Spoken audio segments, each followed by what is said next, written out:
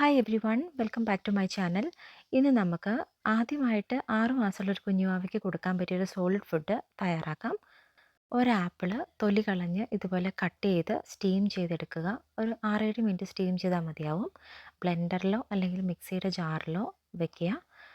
And ഇതുപോലെ formula milk powder നിങ്ങൾക്ക് വേണമെങ്കിൽ യൂസ് ചെയ്യാം, അല്ലെങ്കിൽ ബ്രസ്റ്റ് മിൽക്ക് യൂസ് ചെയ്യാം, ഓർ തിളപ്പിച്ചാറിയ പ്ലെയിൻ വാട്ടർ ആണെങ്കിലും യൂസ് ചെയ്യാം.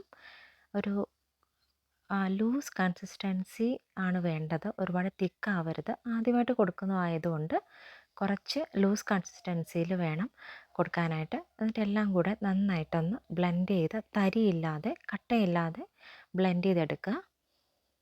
ഞാൻ എൻ്റെ മോന് 6 മാസമായപ്പം ഇതാണ് ആദ്യമായിട്ട് ഇൻട്രൊഡ്യൂസ് ചെയ്തൊരു ഫുഡ്.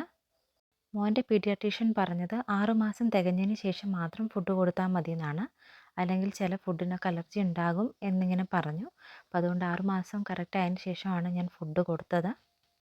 ആദ്യത്തെ ഒരു 1 വീക്ക് ഈ ആപ്പിൾ പ്യൂരി തന്നെയാണ് കേട്ടോ ഞാൻ കൊടുത്തത്. ഒരു നേരെ ഞാൻ ആദ്യത്തെ ഒരു 1 വീക്ക് ഫീഡ് ചെയ്തിട്ടുള്ളൂ സോളിഡ് ഫുഡ്. ഈ ഒരു കൺസിസ്റ്റൻസിയിലാണ് കൊടുത്തത്. ആദ്യം 1-2 സ്പൂണ് കൊടുക്കുക, പിന്നത്തെ ദിവസം അതുപോലെ തന്നെ 1-2-3 സ്പൂണ് കൊടുക്കാം. അങ്ങനെ കൂട്ടി കൊണ്ടുവന്നാൽ മതിയാവും. അപ്പോൾ see you in the next video. Till then by.